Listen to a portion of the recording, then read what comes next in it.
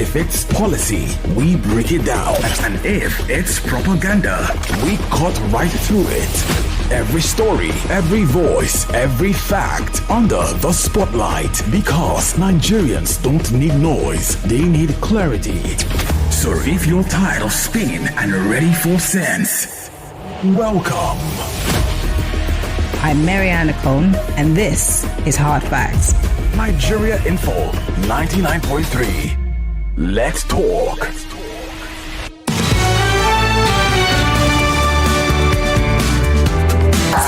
This is Hard Facts. It is the nation's #1 talk news and sports radio station. We're broadcasting live from out of our audiovisual studios here in Itimi and Crescent Victoria Island, Lagos. This is Hard Facts, and I am Maryann Okon. I did promise that we will be joined by the National Publicity Secretary of the ADC as we talk about formidable opposition. Yeah, well, 'tis the season, if you ask me, for us to start looking at where people will pitch their tents come 2027.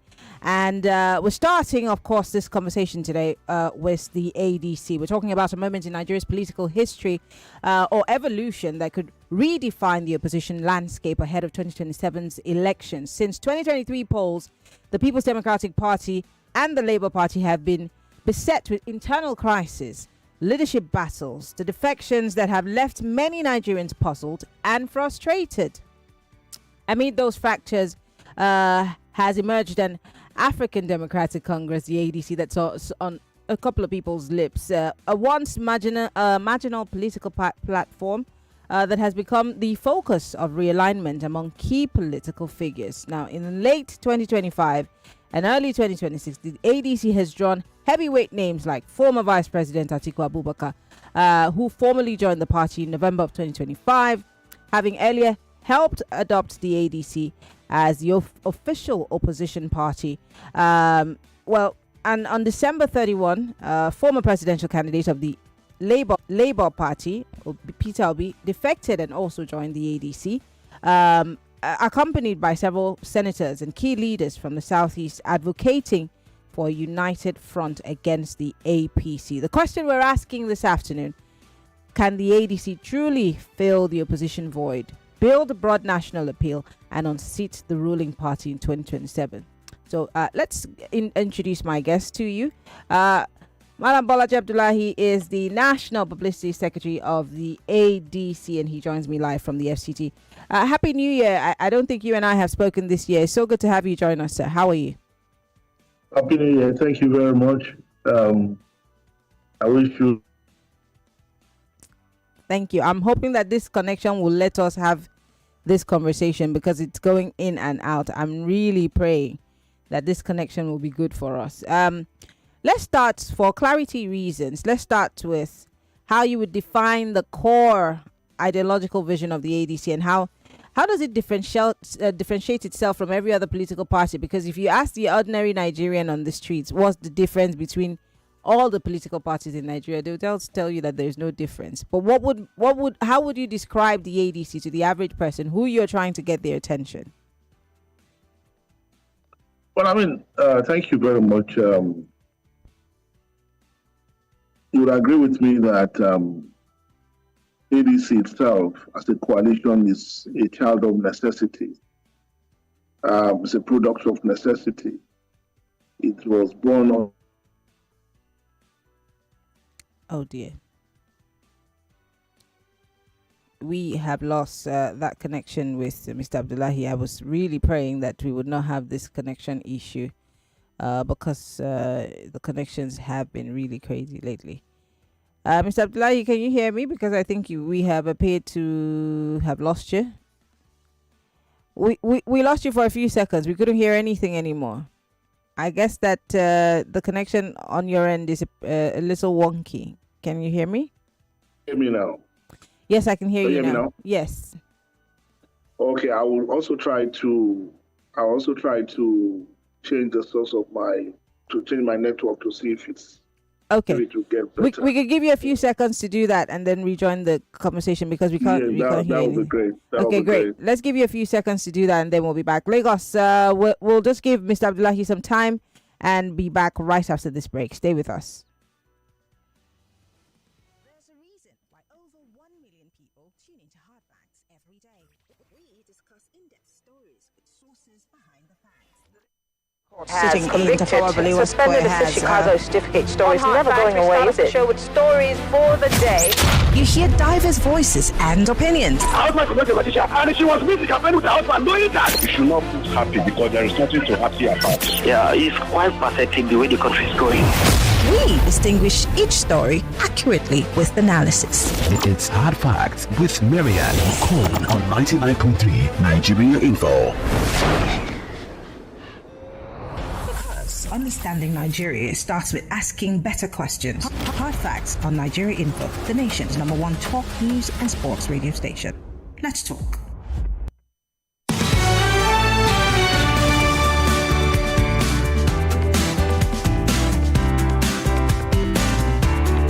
All right, we're live on Facebook.com/Nigeria Info FM. We're live on YouTube, Nigeria Info FM. You could join the conversation. Bolaji Abdullahi is our guest for today, and we are obviously looking at the ADC and what, if they actually fit the bill for the formidable opposition that Nigerians are looking for. Oh, yes, he's back. I'm hoping that this connection will be way better. I think we're good to go now. You look set to go. This connection seems better, Mr. Abdullahi.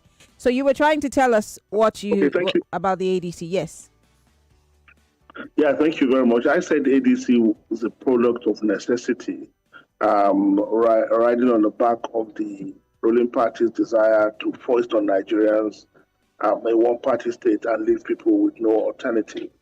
For us, our job is very clear, and that's going to be the unique selling point for ADC, is that the last 10 years of the promise of change had made it clear to Nigerians that the APC is not capable of delivering any change. So for us, our mission is clear. How do we ease the burden on the people? How do we restore the dignity of the average Nigerian? How do we restore the voice of Nigeria at the regional and the global level? How do we begin to rebuild a country where it appears, as it were, that it has become a country of anything goes? How do we restore security to security of lives and livelihood to Nigeria and bring back a country where people can leave Lagos at 12 midnight and arrive Kaduna in the morning without fear that nobody is going to happen. So our own unique selling point as a political party is not so much based on what we are saying, but what we plan to do as a political party. And like I said, the last 3 years have made our job very clear, and what our priorities should be as a political party is very clear. I know it's a hard sell because Nigerians will listen to us and say, "Oh, we've had all this before." They will look at even people within our rank and say, "Oh, we've seen all these people before. They were part of the old system and all that." Yes, all those will be correct. But like I've repeatedly maintained, the task of nation building is never done. That some people got it wrong yesterday does not mean that people will not get it right today. And as long as there is a Nigeria, there will continue to be effort to build a nation. And that's why our national anthem says to build a nation. To build a nation where no man is oppressed. For the next 50,000 years, as long as Nigeria, the efforts to build a nation will continue. So for us, we are here, we find ourselves here, and we are committed to undertaking the generational challenge that this moment presents on us. Regardless of what anybody has done in the past, we are very clear what led us down this path. So what can we do differently? And that is the question. Can we create a political system that is anchored truly on service? Can we build a political party that is able to foist its desire and will on its members and officials? So it's a lot of work going forward, and it requires a lot of faith from Nigerians. But we believe that when the time comes, we'll be able to convince Nigerians that we represent the alternative, because the only alternative to ADC today is to continue with what the ruling party is doing. And I doubt if any Nigerian that is not part of the ruling party will want to continue along that line. Yeah, and you literally took the words out of my mouth, saying, because I mean that's what will be going through the mind of every Nigerian. They're saying, is it Atiku that we've not seen? Is it El Rufai? I mean, these guys have always crisscrossed different political parties. So what's new? But they say the taste of the pudding is in the eating. What can Nigerians really touch and feel and hold on to that will help them say, well, these are the guys I want to pitch my tent with. These are the guys that would hold this government to account. There are those who would even say that initially you seem to have come with a lot of vigor and gusto, but all of a sudden it looks like the PDP has picked up again in playing the real opposition as opposed to the ADC. Are you in Nigeria? These are speculations, not me. These are speculations, not me. That what I'm saying is that which PDP are you talking about? The fact that they are in the news fighting over who is in control of the party does not mean that they are playing opposition. So I don't know which PDP you are talking about. So for us today, I mean, look at where we started 7 months ago. We brought a relatively unknown political party to the mainstream of Nigerian politics. And today, anyone who is not, like I said earlier, anyone who is not part of the ruling party knows that the only viable option left is the African Democratic Congress.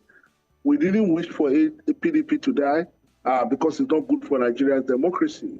But what we are saying today is that a situation where PDP is so mired in controversy and internal crisis that if you aspire for any elective position on the platform of a political party, then you'll be taking a big risk to be doing so on the ground, on the platform of PDP, because you don't even know who is a recognized national secretary or who is a recognized chairman or which faction you belong. And we are glad to see that in the last couple of weeks, many of their elected officials have come to us. We are also hoping that we'll be able to work with them because it's a question of all opposition parties. It's not a question of which opposition is bigger than the other. We cannot set ourselves up in competition among ourselves as opposition party. What we desire is a situation where all opposition parties can come together and say this is the moment for us to cooperate in taking back our country. Because the Nigeria that we have seen the last 3 years is not our country. This is not Nigeria we are familiar with. Where more people have become poorer than ever before. No Nigerian leader that's really empathetic about the people will subject them to the kind of hardship that they have experienced in the last couple of years. No Nigerian leader that has any empathy, any seed of empathy in him, will declare a state of emergency on security and jets off on holiday to France.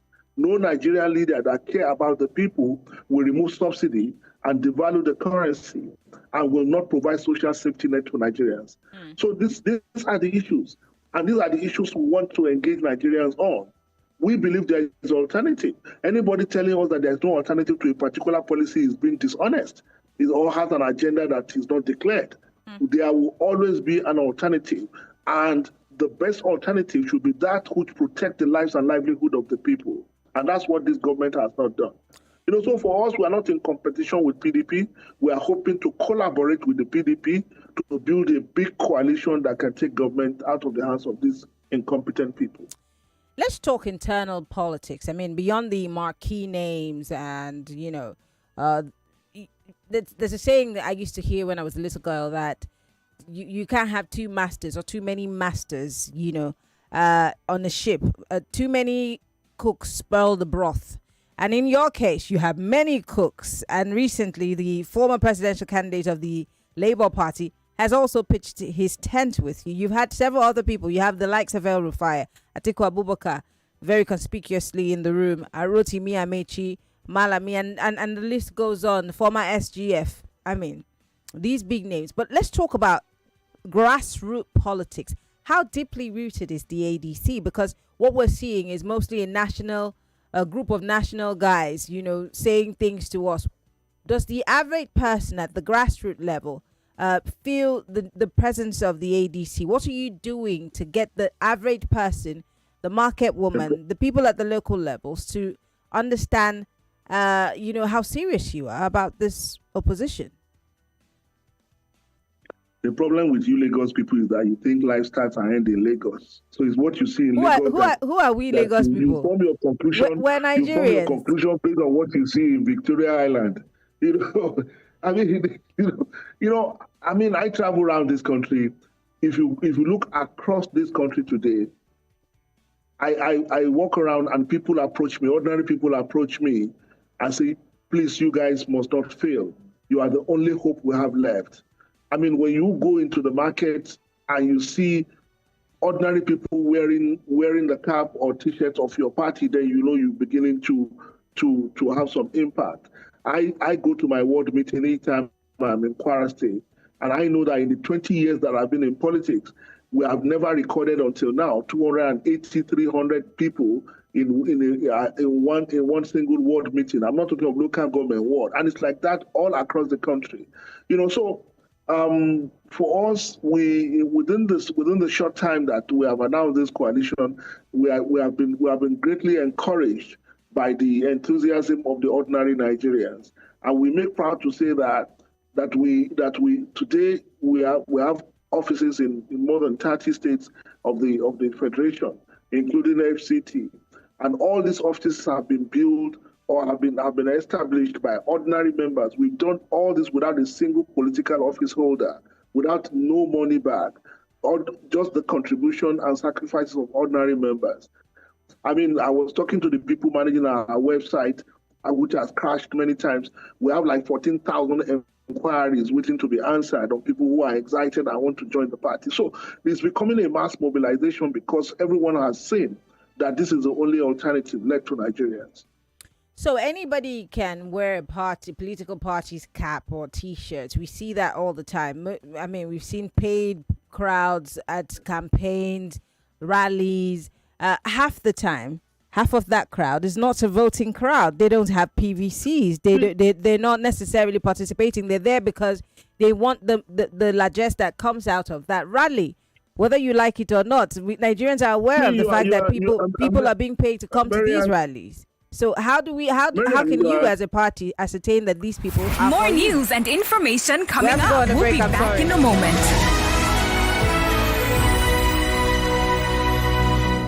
Osalobua. Baba, make you help me, make I dey shine my eyes, make my enemies no see me, even when I dey sleep, make I no lose guard, Baba, in short, just dey help me stay alert. As Airtel, they alert me anytime Yahoo people send spam message to take scam me, At Airtel, we have taken proactive steps to keep you safe from every spam activity with Airtel News Spam Alert service, powered by AI. It scans text in real time with no app or setup needed. Airtel, a reason to imagine.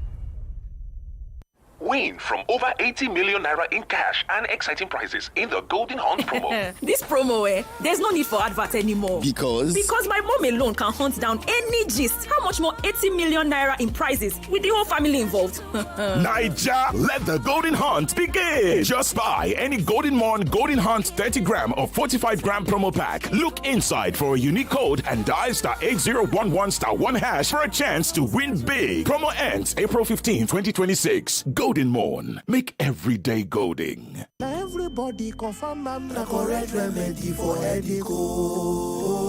Medic 55 now. My name na Abdullahi Adekola, and I be better hustler. From morning till night, na back to back. Work, traffic, noise. Sometimes it be like say your head go burst. What's that headache show? I go straight for Medic 55. With Medic 55, I did medic my headache. For headache. Use Medic 55. If your body no tranga after 3 days, go see your doctor. Update. Here's the gist. New Good Mama detergent delivers express cleaning and fragrance boosters for extra freshness. All in a freshening pack made for your upgrade. Try it today. Good Mama, the washing is fast. Good Mama, my fabric is smelling fresh. Good Mama, express cleaning. Good Mama, my laundry reason to smile. There's a reason she's a good mama. Express cleaning, extra fresh. I have a question for those who still choose to build. Is it true that we refuse to back down for the hard times? It be like saying Atrusha. This kind of resilience is only made in Nigeria. We are a people who won't stop believing. After more than 100 years, we know what it means to keep going, to make a success of your dreams and reach for endless possibilities. Union Bank, your simpler, smarter bank. I am the chef of life with Mr. Chef. Niger vibe, Mr. Chef, two finger crush. I am the chef of life with Mr. Chef. I am the chef of life with Mr. Chef. Mr. Chef, taste home, taste culture. Chef of life.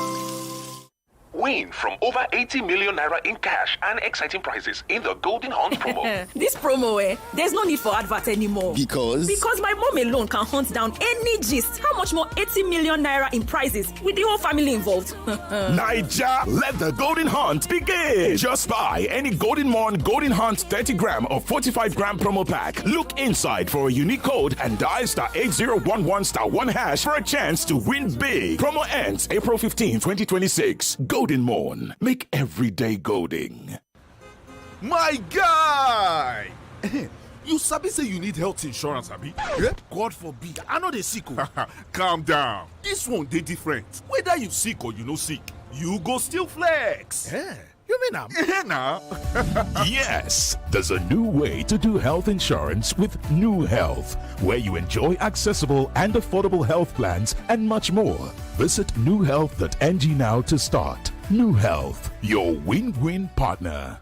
Start your day and have a good time. Kivo Krima. Where you need to have the break time. Kivo Krima. If not tea, Papa Garita. Kivo Krima. Kivo Krima. Today, in the ever-connected business world, business moves at unquantifiable speed, and the winners... That's good to know. But the real question is, are your business tools really working for you or creating new headache? See, there's a kind of confidence you get when you know you got the right support, a solution built specifically for you with both reliability and efficiency in tow. With MTN Cloud, you experience near instant operations thanks to lower latency, convenient billing with flexible Naira billing, and 100% data sovereignty, keeping you compliant. Visit cloud.mtn.ng today and get the cloud built for you. MTN, what are we doing today? Stay fixed on the station that talks. Every time killing. Will the president come to fight again? Where are the police and everything? Now you're talking about state police. Now we did wrong. Atiku rejects call to step down. Who is the owner of ADC? EFCC has stated that former governor Yahaya Bello remains innocent. The way and manner our environment has been configured calls for a great concern. Historical evidence of this current administration. There's a trust issue. What Riley Moore said was that America will not stand. I like what Trump is doing. He just like got reason for this. I want to thank you guys, Nigeria Info, at least for allowing us to speak and letting us know what is going on in the country. All conversation, all day. On 99.3 Nigeria Info. Let's talk.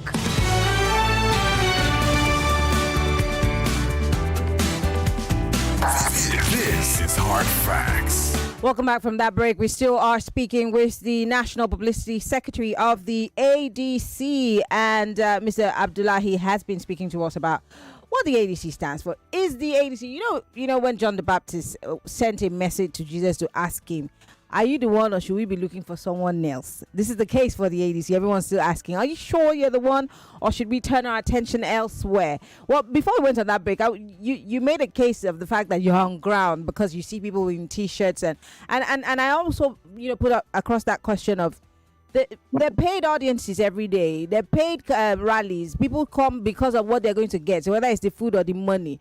But that doesn't amount to the people who really support you and come out to vote. So how can you ascertain that you really are on ground? Well, I thank you very much. I'm glad you brought us back to that, because I was going to say that if you want to be cynical, then you'll be entitled to look at it the way you have looked at it. But we are on the field, we know the work we have put in across this country. And we know that Nigerians recognize, because our job is actually very simple. You don't have to persuade a man that is hungry.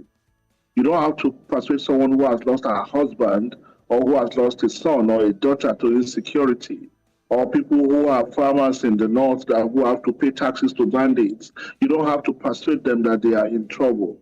You don't have to tell them that they need to find a solution to the suffering that they are going through. You don't need to describe a hunger in a man's stomach before he knows he's hungry. So our job is very simple, and it goes beyond what you are talking about. Well, I mean, it's symbolic where people are wearing face cap or T-shirt. Well, these are just mere symbolism, and it runs deeper than that. We are confident today that we're on the side of the Nigerian people because this government has left them with no choice. And if you left people with no options, you leave people with no alternative, then you leave them with no choice. So we are on the side of the Nigerian people, and that's where we draw our real strength from. That we are committed to ending the suffering of the people in the last 3 years, especially what they have gone through. I mean, I was talking to a man last week who told me that he used to sell 2 bags of maize to be able, he's a farmer, 2 bags of maize to pay his children's school fees. Today he will have to sell like 5 before he can even pay half of the school fees, because now he used to buy fertilizer for 5,700 naira. He now buys fertilizer, a bag of fertilizer for 75 naira. So what do you want to tell a man like that he should continue with this mystery? So our job is very simple and it's cut out for us, and the government is doing a very good job of advertising the ADC with their incompetence. Interesting.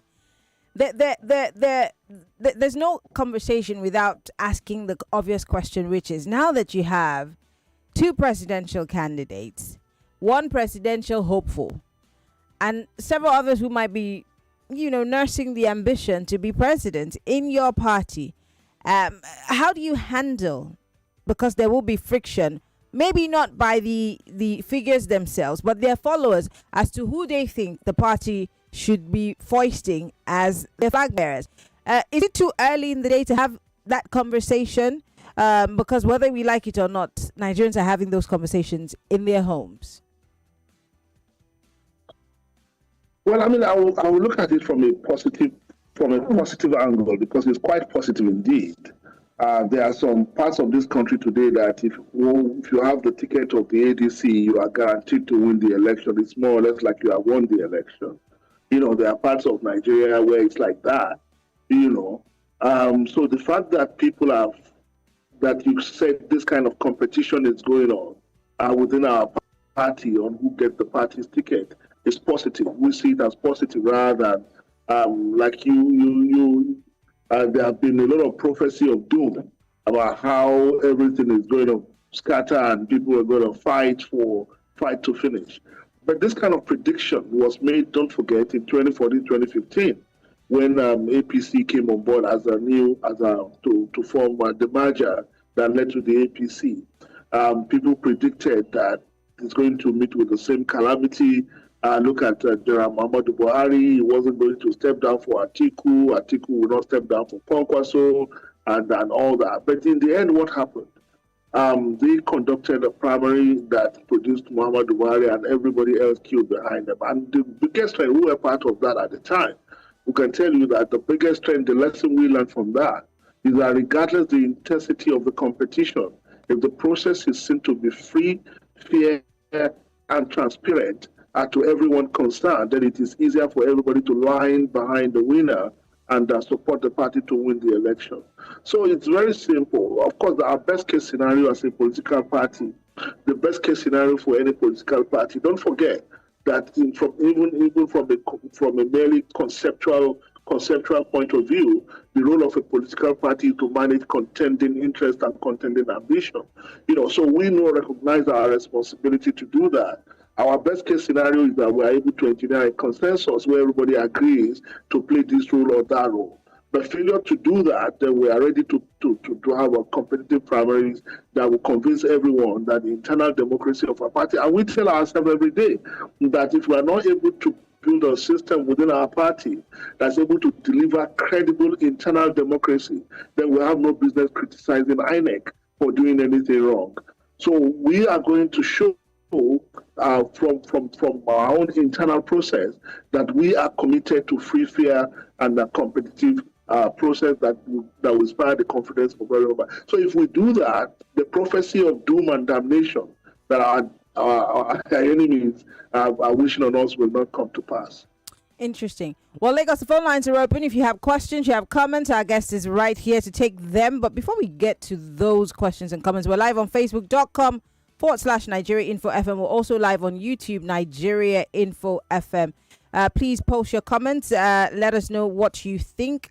In terms of, the elections, what is the level of readiness? I know that you guys are doing a lot of, grassroots work, but then it's not enough for political parties in Nigeria to expect that the voter education arm of the Independent National Electoral Commission will educate voters on what they need to do. I have, over my 23 years of journalism, I've realized that political parties have abandoned that part of their responsibility half the time. They're just campaigning for their candidate, but they're not educating the people they want to vote for them. Will you be the first to make that change? Well, I mean, if I want to take the credit for this, or if our party will want to take the credit for this, I'll say yes, we will be the first and present it to you as an innovation. But I think your conclusion that no political party does voter education is not exactly correct, because I've been in the process for a while, and I know that every single time there's an election, political parties tend to print what they call dummy ballot papers that they distribute around all the electoral wards and polling units to show people where they should vote. I think a lot of money goes into printing those dummy ballot papers to show. So, and I say a lot of that is going on, but because we recognize that there are a lot of, but the good thing is that the voting demography is getting younger. So that makes it less pertinent to. There's still older people who come out, especially older women in rural areas who need those that kind of education on where to vote. And for us as a new political party, by way of speaking, as a new political party, we know that we have a duty to mobilize people to vote for the handshake that represent the symbol of our party. So we're going to do a lot of that, and I believe that all other political parties do it as well. It's nothing new. So again, you just proved me right, because you see, that is the problem. Political parties believe that teaching people how to vote is voter education. No, it doesn't. Their engagement, there's so many sides to voter education, again, that I will emphasize, that have been abandoned by political parties. There's not enough. What do you mean by voter education? Can you let me know what you mean? What do you mean by voter education? I mean, I want to know. I don't know. Obviously, I don't know what you mean. So I want to know what you mean by voter education. We do a lot of that for you political parties. It's not enough to tell people to go and get their PVC and vote. There are things that they need to know that you as political parties should engage them on. Why they should vote for you. What should they prioritize when they get campaigning? The process of campaigning is telling people why they should vote. The process of showing them dummy ballots and telling them vote for us is telling them how to vote. So that's why I said maybe there is something else you mean by voter education that we don't know, or is it the publicity around voting, the campaign, the engagements, the town halls? You guys do. There's not enough priority placed on that, and I'm not saying that you don't do it, but you don't do enough of it. That's what I mean. And so the engagements, we don't do enough. The engagements are not as wide as they should be. I mean, people don't get to see you. They only see you on the platforms when you are saying, this party is bad. They did this to you, blah, blah, blah. But the people don't have some sort of... What I can hear from you is a lot of assumption. No, I'm not assuming. As someone who has contested election before, what I can hear is a lot of assumption. I mean, in 2019, I know that I running the election, I went to 16 of 16 local governments, every single stop. And in the last election, I ran for Senate. I went to every single village in my constituency. I went to some villages I had never been before, that I probably never would have been if I wasn't running the election. I drank their water, I slept in their homes, and I spoke with them. And I told them why they should vote for me. So a lot of that is going on. I mean, but because they happen below the radar, so I can excuse people who are not directly connected or directly involved, thinking that all these things just happen on radio, on TV, and in posters and billboards. A lot of grassroots mobilization happen. A lot of canvassers, a lot of mobilizers. There are people who have become party elite today because they started their career as mobilizers and canvassers. So Nigerian democracy has grown remarkably. Unfortunately, it has not produced the quality of leadership that we expect that it will deliver. And the Nigerians have therefore become cynical as a result of so many years of disappointment and failed promises. So Nigerians are now beginning to ask themselves, what is in it for me? I mean, I go out and vote, line up in the sun to vote, then at the end of the day, I don't even see these guys again. They just go away. So that is the biggest challenge that we have. The biggest challenge that we as a political class have today is that we have been collectively discredited by years of failure and inability to deliver on electoral promises. And that's why we are saying that in ADC, we are telling ourselves that the only way we can justify our existence is for us to bring Nigerians back into trusting government. And the only way Nigerians can trust political elite once again is for them to see that government actually exists to serve them, rather than to be served by them. So this is the kind of conversation that we are having. And we are hoping that Nigerians will also develop the capacity to hold the political elite accountable. I mean, the current president, Asiwaju Bola Ahmed Tinubu, said when he was campaigning 3 years ago, he said, if I don't give you electricity in 2 years, don't vote for me. I mean, we are hoping that we'll get to a point where people will say, yes, sir, you have not given us electricity, we will not vote for you. So the moment we begin to do that as a country, then we begin to see that politicians will not be in a position to make empty promises anymore. So it's a big challenge, and we believe that Nigerians will vote for faith, that we have a country to build, and we cannot hold ourselves hostage to the failures of yesteryear. So you're promising everyone who's listening to this show that people, you will interface with them. They would see you. They would hear from you personally, as opposed to just seeing you on television and seeing you on platforms while you campaign. You're promising Nigerians that you will have a one-on-one with them as the ADC. Absolutely. It's the only way to go, because Nigerians don't want to vote anymore. Look at the numbers of the last election. The margin. I mean, the president won the election by the voter turnout. It was 23% or so. And that's the lowest margin in Nigerian electoral history since the Fourth Republic. So I mean, we don't. It means that Nigerians are losing interest. Okay. So we now have to convince Nigerians that they have a reason to vote. All right, let's take some calls. A lot of people are trying to call in. Let's do 30 seconds. Please go straight to the point. Welcome. Hi, Maryann. Good afternoon to you and your guest. Yeah. Hello? We can hear you. Go ahead. All right, Maryann. Hello. Hearing your guest good speak this afternoon, what is running through my head is that his predecessors said the same thing he's saying.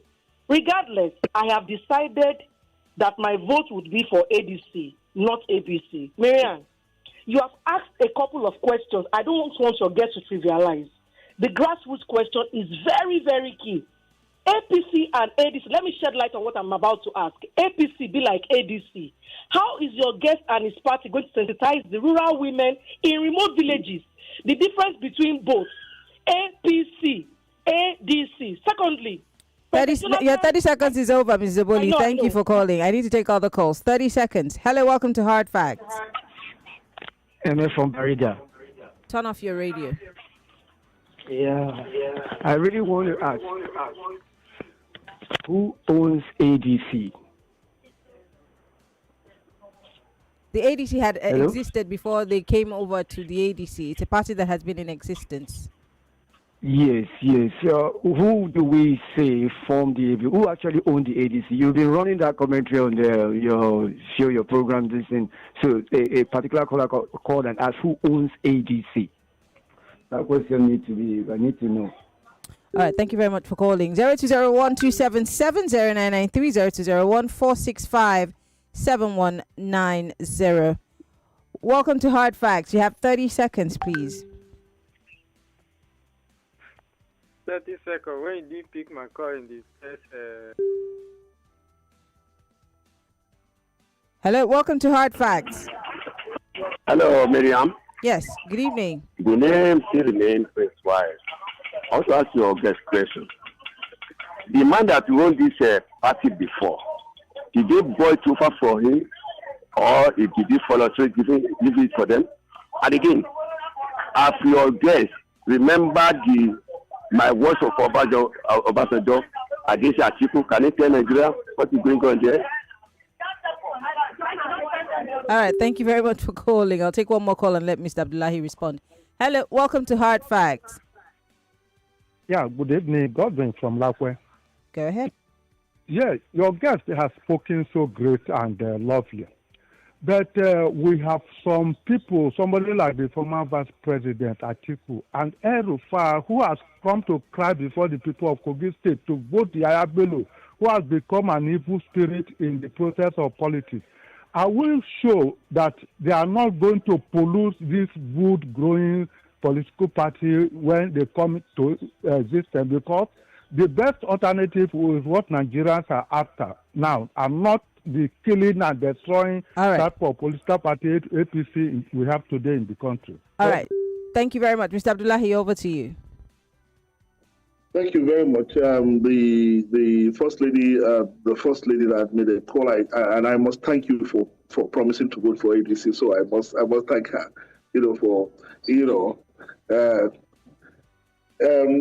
how do we differentiate between ADC and APC? I mean, I think there's a point you are emphasizing about voter education, and I think we are going to continue to do that.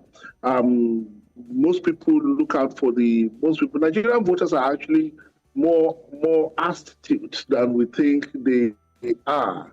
So we know that when the time comes, they will make the one. I mean, the logos are very different. One has a non-living thing, that is broom. One has a living thing, which is a handshake by two real human beings. So there is a difference between a broom and real human beings shaking hands. So but we'll continue to educate our people on that. The question of who owns ADC, no, ADC does not belong to any individual. And that is why nobody is in a position to promise anybody any position in ADC today. In fact, the constitution of ADC is the only constitution, the only party whose constitution expressly mentioned the issue of godfatherism and money bags, and said the party will not be hijacked. And that's why if you look across the country, not even at the national level, you cannot find any state in this country today where you will say this is the owner of ADC in this state, or this is the owner of ADC in this local government.